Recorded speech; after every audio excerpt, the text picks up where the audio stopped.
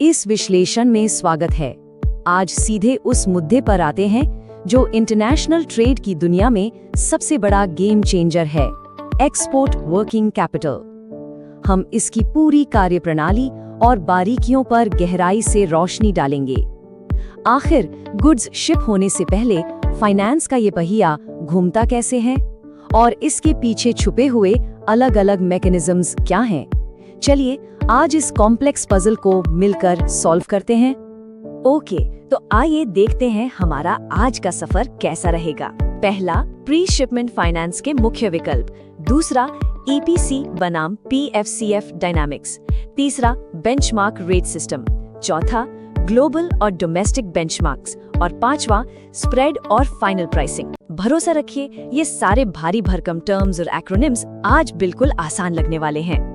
तो शुरुआत करते हैं पहले सेक्शन से, प्री शिपमेंट फाइनेंस के मुख्य विकल्प। आखिर शिपमेंट से पहले ही नकदी या लिक्विडिटी की इतनी सख्त जरूरत क्यों पड़ती है? सच कहूं तो इसका कॉन्सेप्ट बिल्कुल क्रिस्टल क्लियर है।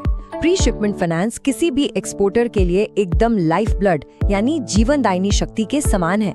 एक बार सोचा जाए, शिपमेंट से पहले रॉ मटेरियल्स खरीदना है, मैन्युफैक्चरिंग करनी है, प्रोसेसिंग, पैकिंग और लॉजिस्टिक्स भी देखना है। इन सब के लिए क्या चाहिए? कैश। यही वो वर्किंग कैपिटल सपोर्ट है जो प्रोडक्शन साइकिल को शुरुआत से लेकर शिप पर सामान लोड होने तक बिल्कुल जिंदा रखता है। चलिए अब आगे बढ़ते हैं दूसरे सेक्शन की तरफ, ईपीसी बनाम पीसीएफसी डायनामिक्स। ये एक ऐसी क्रॉस रोड है जहां हर एक्सपोर्टर को फैसला लेना ही पड़ता है। अब आते हैं उस अनिवार्य मोड़ पर जहां चुनाव करना होता है लोन की सही करेंसी का। यहाँ एक बहुत ही दिलचस्प रिस्क वर्सेस रिवॉर्ड का खेल चलता है। एक तरफ है ईपीसी यानी एक्सपोर्ट पैकिंग क्रेडिट। यहाँ लोन मिलता है इंडियन रुपीज में। इसका सबसे बड़ा फायदा पूरी तरह से स्थिरता, जीरो फॉरेक्स रिस्क। पर हाँ, इस पीस ऑफ माइंड की कीमत थोड़ी ज्यादा इंटरेस्ट कॉस्ट के रूप में चुकानी पड़ती है। वहीं दूसरी तरफ है पीसीएफसी यानी pre shipment credit in foreign currency. नाम से ही साफ है, लोन फॉरेन करेंसी में होगा। इसका इंटरेस्ट रेट तो काफी कम होता है, लेकिन यहाँ एंट्री होती है करेंसी डिप्रिसिएशन के रिस्क की।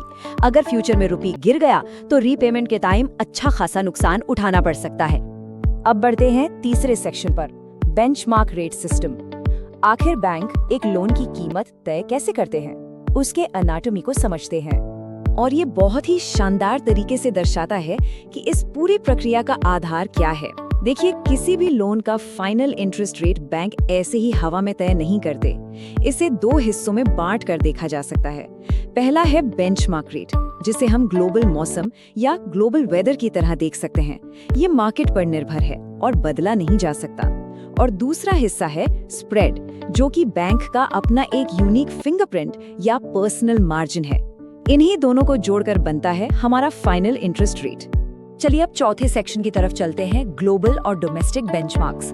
अब हम उन टर्म्स को डिकोड करेंगे जो अलग अलग करेंसीज के लिए फाइनेंशियल मौसम बनाते हैं। तो शुरुआत करते हैं MCLR से।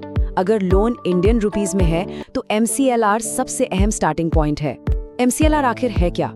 ये सिंपली दर्शाता है कि किसी भी बैंक को पैसा रेज करने में कितनी लागत आ रही है। इसे RBI के नियम के अनुसार हर महीने अपडेट किया जाता है और इसमें बैंक के डिपॉजिट रेट से लेकर उनके अपने ऑपरेटिंग कॉस्ट्स तक सब कुछ शामिल होता है। एक तरह से ये पूरी तरह कॉस्ट ड्रिवन डोमेस्टिक सिस्टम है। वहीं जब हम PCFC के तहत USD लोन्स की बात करते हैं तो वहाँ SOFR का राज चलता है। SOFR यानी सिक्योर्ड ओवरनाइट फाइनेंसिंग रेट। ये पुराने लाइबर का नया और सच कहूं तो बहुत बेहतर रिप्लेसमेंट है। SOFR एक अत्यधिक ट्रांसपेरेंट और रिस्क फ्री ग्लोबल बेंचमार्क है। ऐसा क्यों? क्योंकि ये US ट्रेजरी रिपो मार्केट के एक्चुअल रियल वर्ल्ड ट्रांजैक्शंस पर आधारित होता है। इसे रोजाना पब्लिश किया जाता है, जो इसकी ट्रांसपेरेंट इमेज और विश्वसनीयता को और भी मजबूत कर देता है। और अगर वही PCFC लोन यूरो करेंसी में हो तो यूरोबोर का इस्तेमाल किया जाता है। अब इसका कैलकुलेशन बड़ी मजेदार चीज है। इसे एक बिल्कुल स्ट्रिक्ट रियलिटी टीवी शो के जजिंग पैनल की तरह समझा जा सकता है। होता क्या है कि चुने हुए यूरोपियन बैंक्स अपने बोरोइंग रेट्स सबमिट करते हैं, लेकिन कैलकुलेशन के वक्त सबसे हाईएस्ट और सबसे लोएस्ट नंबर्स को सीधे ड्रॉप कर दिया जाता है। बिल्कुल वैसे ही जैसे रियलिटी शोज में एक्सट्रीम स्कोर्स हटा दिए जाते हैं, ताकि एक बिल्कुल फेयर और सटीक एवरेज निकलकर सामने आए। अब बढ़ते हैं आखिरी सेक्शन पर, स्प्रेड और फाइनल प्राइसिंग। बेस रेट्स तो सेट हो गए, अब आगे क्या? बेंचमार्क रेट्स के इन विशाल समुंदरों को पार करने के बाद अब उस हिस्से पर आते हैं जहां असल में मोल भाव या नेगोशिएशन होता है। स्प्रेड ये एक बहुत ही फ्लेक्सिबल हिस्सा है। इसे एक कस्टमाइज्ड प्रीमियम भी कहा जा सकता है। एक बार बेस बेंचमार्क लॉक हो गया तो बैंक्स अपने प्रॉफिट, ऑपरेशनल लागत और क्रेडिट रिस्क को कवर करने के लिए ये एडिशनल मार्जिन जोड़ देते हैं। सबसे खास बात क्या है? स्प्रेड कोई फिक्स्ड पत्थर की लकीर नहीं होता। ये बोरोहर के प्रोफाइल के हिसाब से पूरी तरह से निगोशिएबल होता है। लेकिन बैंक्स ऐसे ही स्प्रेड तय नहीं कर देते। वो उन सारी बातों को बारीकी से परखते हैं जो एक बिजनेस प्रोफाइल बनाती हैं। एक्सपोर्टर की क्रेडिट वर्दीनेस क्या है, पिछला लोन चुकाने का हिस्ट्री कैसा रहा है, आने वाले एक्सपोर्ट ऑर्डर्स की क्वालिटी कैसी है। अगर बिजनेस वॉल्यूम अच्छा है और बैंक के साथ रिश्ते पुराने और मजबूत हैं, तो यकीन मानिए ये स्प्रेड काफी कम किया जा सकता है। बॉटम लाइन बस यही है कि एक शानदार बिजनेस प्रोफाइल सीधे तौर पर एक सस्ते लोन में तब्दील हो जाती है। तो चलिए अब आगे बढ़ते हैं और देखते हैं कि ये सब एक साथ कैसे जुड़ता है। ये प्रक्रिया स्टेप बाय स्टेप कुछ इस तरह चलती है। स्टेप 1, करेंसी के हिसाब से सही बेंचमार्क की पहचान की जाती है। स्टेप 2, बैंक के साथ मोल भाव करके एक नेगोशिएटेड स्प्रेड जोड़ा जाता है। और अंत में स्टेप 3, इन दोनों को मिलाकर कैलकुलेट होता है फाइनल इंटरेस्ट रेट। है ना बिल्कुल आसान?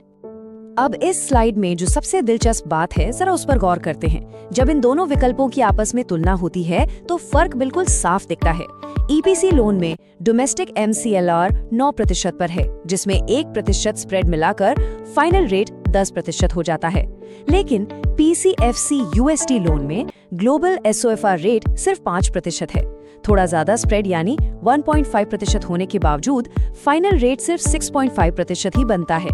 ये क्लियर मैथमेटिकल कैलकुलेशन दिखाता है कि PCFC शुरू में इतना आकर्षक क्यों लगता है। यहाँ ये 6.5% का फाइनल रेट सच में पूरा ध्यान अपनी तरफ खींच लेता है। एक बार तुलना करके देखते हैं। 10% के मुकाबले सीधे 6.5%। ये नंबर्स किसी भी बिजनेस के लिए एक बहुत ही टेम्पटिंग कॉस्ट एडवांटेज बनाते हैं। ऐसे रेट को देखकर किसी का भी मन फॉरेन करेंसी लोन लेने का ही करेगा। तो यहाँ सबसे अहम मुद्दा ये है कि क्या शुरुआती लागत का इतना कम होना आगे चलकर आने वाले करेंसी रिस्क को झेलने के लायक है। ये अपने आप में एक बहुत बड़ा बैलेंसिंग एक्ट है। अगर एक्सपोर्ट प्रोसीड्स उसी फॉरेन करेंसी में ही आने वाले हैं, तब तो रिस्क नेचुरल तरीके से हेज हो जाता है। लेकिन अगर नहीं आए तो एक्सचेंज रेट्स के खतरनाक उतार चढ़ाव उस सस्ते लोन को एक महंगे नुकसान में बदल सकते हैं। एक सस्ता ग्लोबल लोन और फ्लक्चुएटिंग करेंसी के बीच यही वो सबसे बड़ा संतुलन है जो बनाना पड़ता है। इस विश्लेषण को यहीं विराम देते हैं। आज हमने समझा कि प्री शिपमेंट फाइनेंस की मशीनरी का हर एक पुर्जा आखिर कैसे काम करता है। लेकिन कहानी अभी खत्म नहीं हुई है। अगले विश्लेषण में हम इंटरेस्ट सबवेंशन के अनोखे कॉन्सेप्ट पर चर्चा करेंगे, जहां सरकार खुद आगे आकर इंटरेस्ट रेट्स में छूट और राहत देती है। जरा गौर करें, इन कॉस्ट्स को और भी कम कैसे किया जा सकता है। ये आगे जानना बेहद ही दिलचस्प होने वाला है।